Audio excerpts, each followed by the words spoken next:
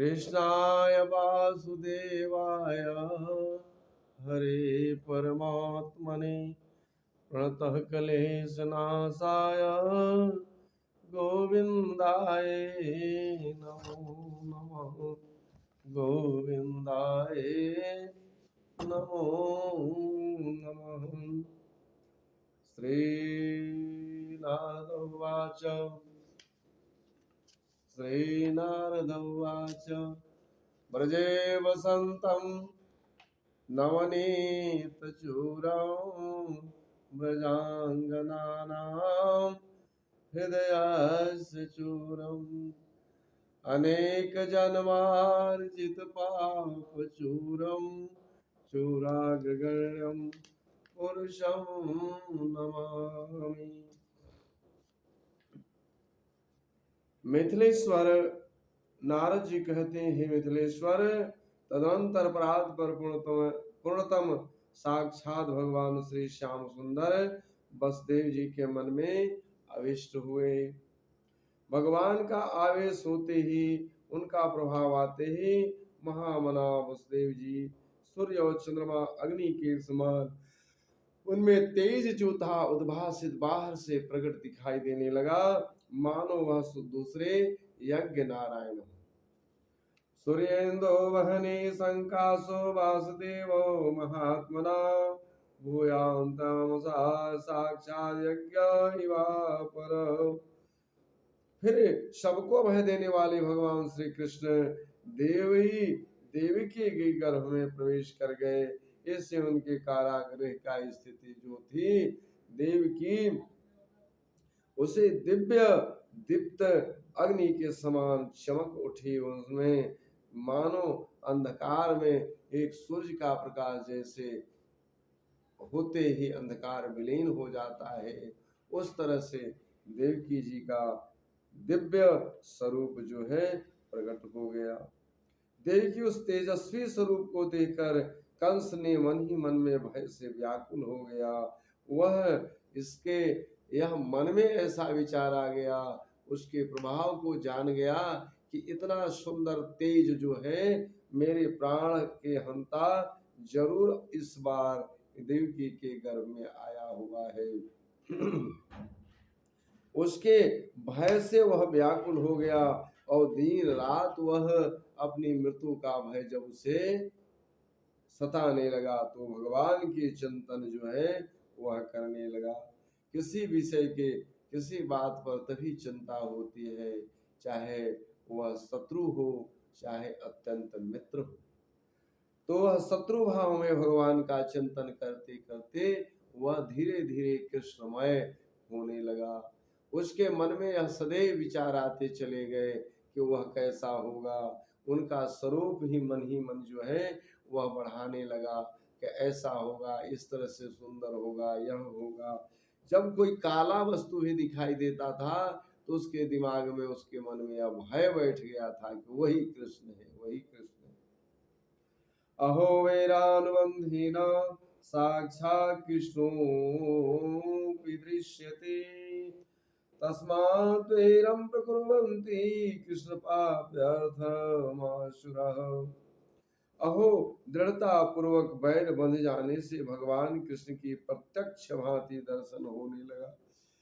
उसके मन में इतना भीतर से वह जो है एकाकार कर लिया कि वह सोते जागते श्री कृष्ण ही उसे दिखाई देने लगे। मुनीश्वर वसुदेव जी के गृह के ऊपर आकाश में स्थित हुआ भगवान को प्रणाम करके उनकी स्तुति करने लगे। देवता लोग भी जो हैं जब मैया देवकी के गर्भ में इस तरह का सुंदर झांकी जब देखा तो वह देवता लोग भी उनकी स्तुति करते हैं।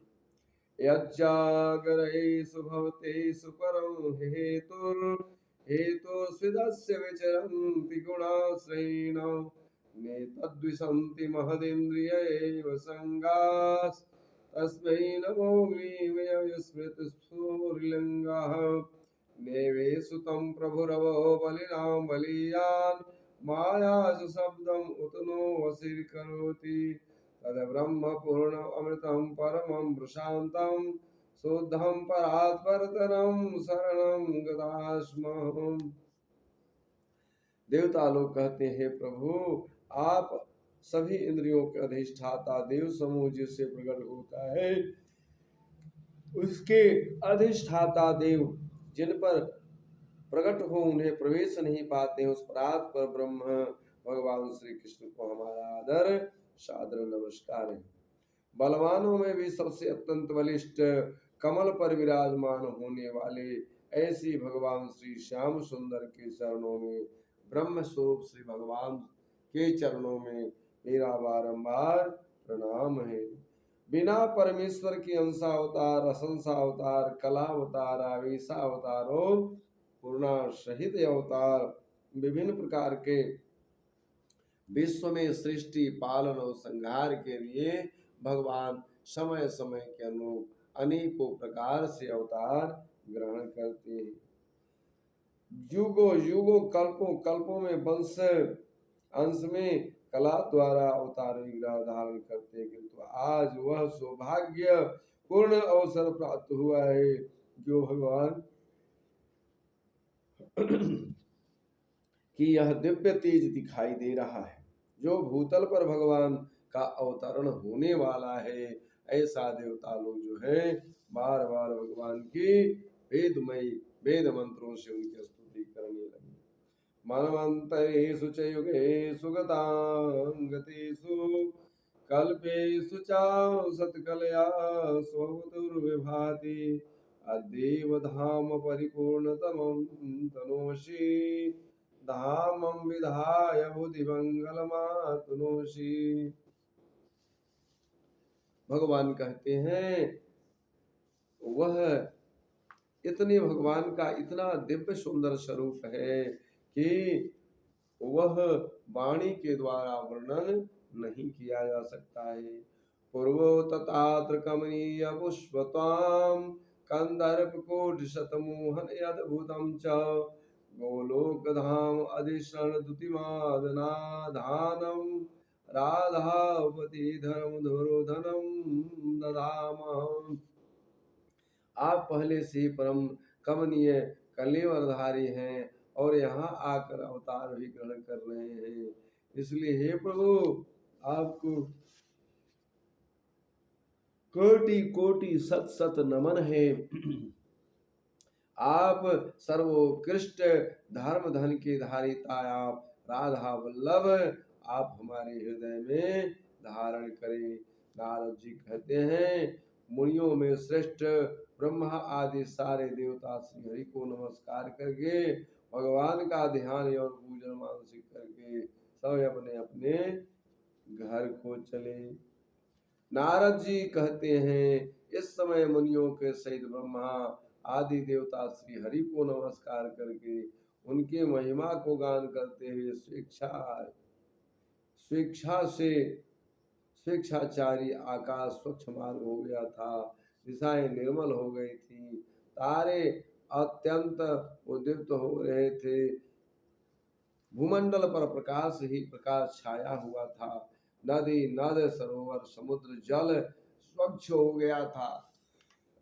जिस समय भगवान का अवतरण होने को हुआ उस समय प्रकृति जो है बहुत सुंदर सुंदर चारों तरफ से लदी हुई थी। उन्हें कमलों पर भ्रमण गुंजार कर रहे थे मयूर सुंदर सुंदर ध्वनि जो है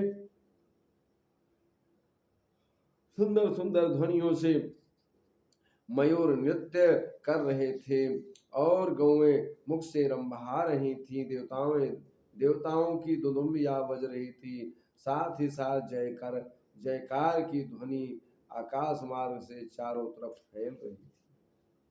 देवलोक के गंधर्व विद्याधरी आनंद मग्न से नाचने लगे।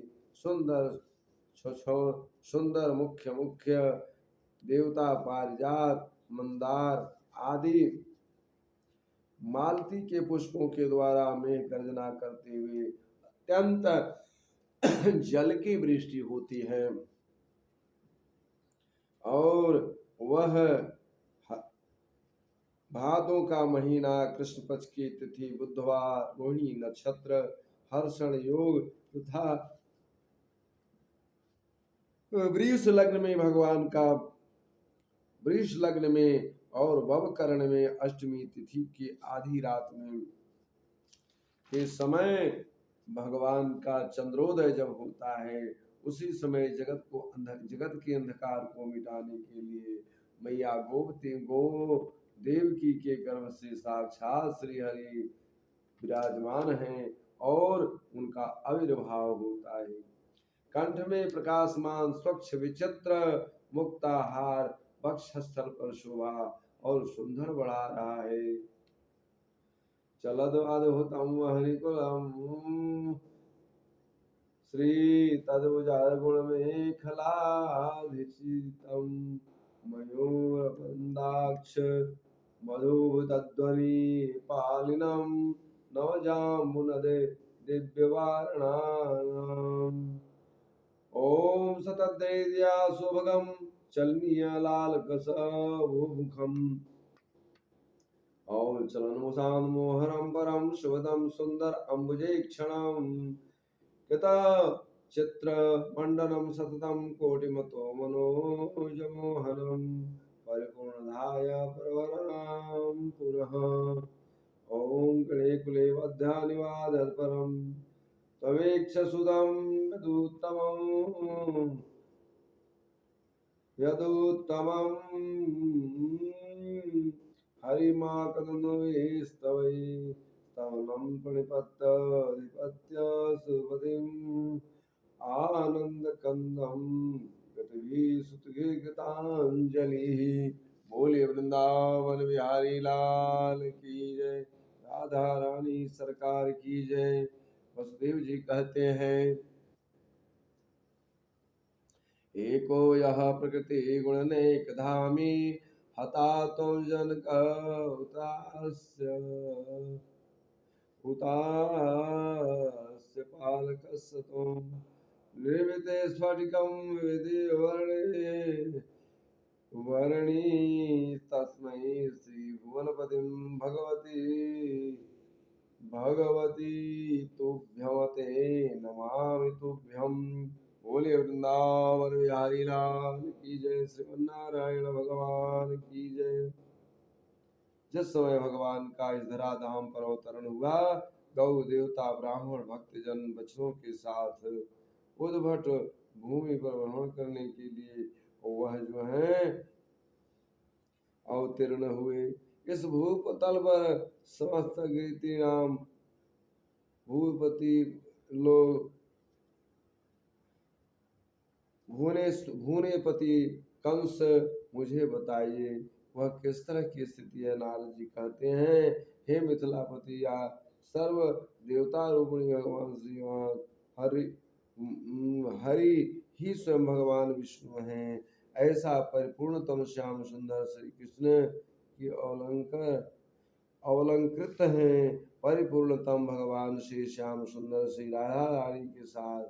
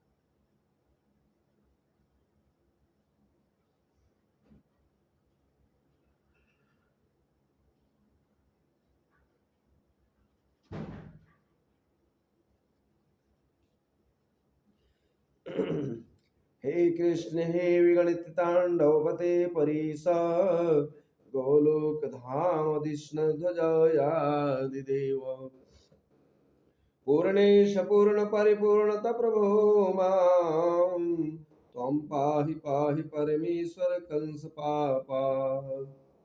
जिस समय भगवान का इस धराधाम पर अवतरण हुआ, उस समय नारद जी मिथिलापति सर्वमंगल देवता स्वरूपिणी देव की को ज्ञात हो गया कि मेरे घर में परिपूर्णतम भगवान श्री साक्षात श्याम सुंदर का आविर्भाव हुआ है।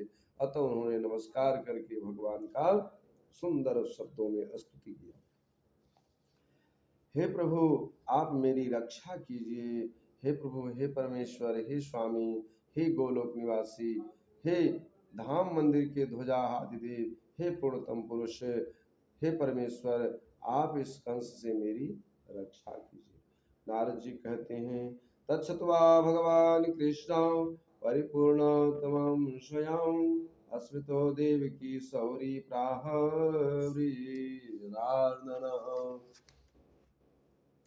श्री भगवानुवाच इदं च पृष्णीपतिदेवता च त्वं पूर्वसर्गेषु तपापजार्थी ब्रह्मा गया देव तपो युवाभ्यां कृतं परं निर्जलभोजनाभ्यां कालितमन्वन्तर्व्यतीते तपः परं तत्तपसः प्रजार्थी तदा प्रसन्नो युयोर्भुवं वरं परं ब्रुवमतादुक्तम् श्रुत्वा युवाभ्यां कथितं तदेवं भूयासुतस्तौ सदिशः विकिलावयो तथा शोकत्वथ गति मयि प्रजा पतिः भूतं सुकृतेन दम्पति न मत्समः कोऽपि सुतो जगत्यं विचार्य तद्भाव परं परेश्वरः श्रीकृष्णगर्भो भुवि विश्रुतः पुनः द्वितीय काले अपुपेन्द्रवामनः। हे प्रभु, भगवान का अन्यतम जो है उन्होंने उनकी स्तुति भगवान कहते हैं, सुनो हे माता पतिव्रता प्रश्नी थी, मैंने आपको 3 बार आपको जो है पहले आप सुतपा और प्रश्नी थी, आप दोनों के संतान के ब्रह्मा जी की आज्ञा से अन्न और जल का त्याग करके बड़ी भारी तपस्या आपने किया था। उस मनवंतर में एक मनवंतर बीत जाने पर प्रजा की कामना से आपकी तपस्या चलती रही, तब मैं आप दोनों को प्रसन्न होकर आप लोग को उत्तम वर मांगो। तब आपने तत्काल ऐसा वरदान मांगा था कि हे प्रभु, मुझे आप पुत्र रूप में प्राप्त हो। तथास्तु कहा था। अब इसके लिए मेरे समान कोई पुत्र नहीं है, अतः मैं ही आपका पुत्र हुआ। तो पहले समय भूतल पर पृश्नी गर्भ के नाम से विख्यात हुआ, फिर दूसरे जन्म में कश्यप और अदिति हुए, और उस समय मेरा नाम वामन हुआ, क्योंकि मैं बहुत छोटा था। पिताजी, अब मुझे नंद भवन में पहुंचा दे। इसके बाद मेरे यहाँ तीसरा जन्म आपके यहाँ हुआ है। अब आप मुझे नंद भवन में पहुंचा दीजिए पिताजी, अब मुझे वहां जाना है। कंस कोई भय नहीं होगा। नंदराय जी के पुत्र को यहाँ लेकर आइए और सुखी हो जाइए। नंदराय जी के यहाँ एक कन्या का जन्म हुआ है, उसको आप ले आइए और यहाँ ला करके और सुखी हो जाइए। नारद जी कहते हैं, हे राजन, भगवान कहकर मौन हो गए। दोनों देखते देखते वह वर्तमान स्वरूप को दृश्य करके बाल स्वरूप में पृथ्वी पर पड़ गए। जैसे किसी नट को क्षण भर में वेश परिवर्तन कर लिया हो। शिशु के पालने में सुला करके जब ही वसुदेव जी ले जाने को उद्यत हुए, तभी महावन में नंद पत्नी के गर्भ से योग माया का जन्म हुआ। उसी समय उसी के प्रभाव से सब लोग सो गए। पहरेदारों की नींद आ गई। सारे दरवाजे मानो किसी ने खोल दिए हों।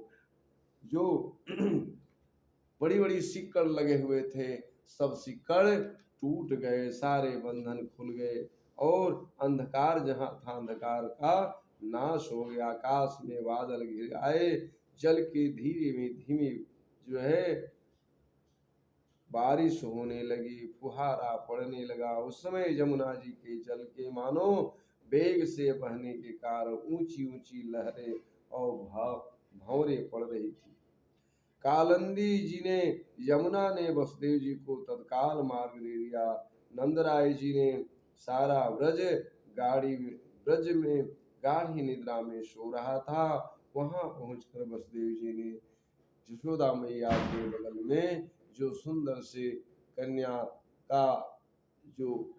कन्या थी, वह लेटी हुई थी, उसको गोद में लेकर के हमारे श्याम सुंदर लाला सरकार को उन्होंने वहीं सुला दिया और उस कन्या को लेकर के वहां से चल दिए। इधर गोपी यशोदा को इतना ज्ञात हुआ कि मुझे कोई संतान हुआ है, लेकिन उसे यह पता नहीं था कि मुझे पुत्र हुआ है या कन्या हुई है। इधर बालक रोने की आवाज सुन करके अब वसुदेव जी उस कन्या को लेकर के पुनः अपने जेल में आए। तब पूर्वत की भांति जब जो है परमात्मा का आगमन होता है, सारे बंधन टूट जाते हैं। जब माया आती है तो पुनः माया जकड़ लेती है। जैसे उनका बेड़ियां खुल गई थी, बंधन टूट गए थे, वह पुनः बंधन माया के कारण वह बंधन पुनः जकड़ गए। उसी समय वह कन्या जो थी जोर जोर से रोने लगी। देवकी जिस समय रुदन करने लगी, उसके जितने सैनिक थे वह तुरंत जा करके महाराज को खबर देते हैं कि महाराज वसुदेव जी को कोई संतान हुआ है। अब देवकी ने कहा, उस समय दौड़ते हुए दौड़ते गिरते पड़ते उसे कंस जो है दौड़ता हुआ आया और बच्चे को पकड़ लिया। मैया देवकी कहती है, भैया यह तो कोई पुत्र नहीं है, आकाशवाणी ने पुत्र होने को बोला था, यह तो कन्या है। आप ऐसे कृपा करके इसको छोड़ दीजिए, क्योंकि आपने मेरे जितने भी संतान हुए सभी संतान को, मेरे पुत्र को आपने वध कर दिया। ये तो कन्या है, इसलिए इस कन्या को आप छोड़ दीजिए, क्योंकि भगनी का वध करना बड़ा ही महाघोर पाप होता है। लेकिन कंस तो महान कसाई था, उसके हृदय में थोड़ा सा भी दया मात्र का लेश नहीं था, इसलिए उस कन्या को दबाव जबरदस्ती से पकड़ लिया और पकड़ करके जो ही शिला पर मारना चाहा, वह कन्या वहां से हाथ से छूट करके वह जो है योग माया साक्षात देवी थी और कंस के हाथ से छूट करके उछल कर आकाश में चली गई और सहस्रों अश्वों से जुते हुए दिव्य रथ पर सवार होकर के, जिसको अनेकानेक देवता चंवर डुला रहे थे, उनकी 8 भुजाएं थीं, सभी 8 भुजाएं में अनेकानेक आयुध धारण करके खड़ी थीं। उधर मेघ का गर्जन तुल्य गंभीर वाणी से कहा, योग माया कहती हैं, हे कंस, मुझे तुम क्या मारेगा? तुम्हें मारने वाला तो गोकुल में जन्म ले चुका है, ले चुका है, ले चुका है। ऐसा जब योग माया ने जब कहा तो कंस को बड़ा ही पश्चाताप हुआ। बहन और बहनोई को हाथ जोड़ करके उसने कहने लगा कि भाई वसुदेव जी, यह तो पापमय मेरे द्वारा हो गया है। मैं यह रघुवंशी महानीच और दुष्ट हूँ। मैं ही इस भूतल पर महानीच कार्य किया, इतने बच्चों का मैंने वध कर दिया, इसलिए आप इस अपराध को मेरी क्षमा करो। आप स्वेच्छानुसार संत हैं, संतों की जो है विशेष संत सरल जस, उनका जो है वाणी, उनका स्वभाव रहन सहन बड़ा ही सरल होता है, इसलिए हे वसुदेव जी मुझे आप क्षमा करें। नारद जी कहते हैं, कंस बहन और बहनोई के चरणों में गिर पड़ा और फूट फूट कर रोने लगा। उसके अश्रुपात से वह बहुश्रुधारा से बह चली, जैसे नदी में बहता है उस तरह से, और यह अश्रुधारा बहा बहा कर कंस जो है, क्योंकि वह दुष्ट आत्मा था, अब सोचा कि इनको कैसे प्रभावित किया जाए। कंस कहता है, आप तो महान संत हैं, क्योंकि शत्रु पर विजय प्राप्त किया जा सकता है। तुम लोग इस 10 दिन के भीतर भी जाकर के अपने सभागार में पहुंचता है, तो कहता है कि जो कोई भी है 10वें दिन सभागार में पहुंच करके आप लोग उसका वध कर दो, समस्त बालकों को मार डालो। दैत्यों ने कहा, महाराज जब आप द्वंद्व युद्ध में उतरे थे उस समय रणभूमि में आपके चढ़ाए हुए धनुष की टंकार सुनकर देवता दो भाग खड़े हुए। ब्राह्मण, साधु, वेद, देवता, धर्म और यज्ञ ये सब एक दूसरे के पूरक हैं। इनके ही द्वारा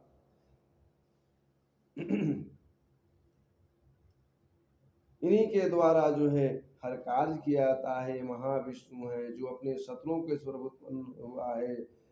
अब गौ ब्राह्मण आदि को विशेष रूप से जिसका अभियान चलाया वह धन्य है।